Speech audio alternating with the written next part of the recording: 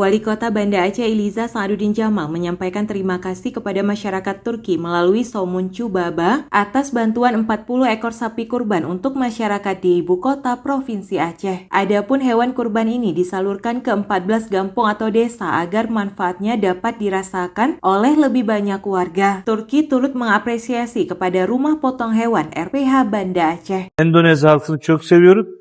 Aceh'i özel seviyoruz. Aceh bu mühiti ayrı. Alhamdulillah kami juga syukur berterima kasih atas perhatian Turki yang nggak putus-putus untuk Aceh yang juga telah memilih untuk bisa berkurban di bantuan sapi kurban sejumlah 40 sapi dari Somuncu Baba dari Turki.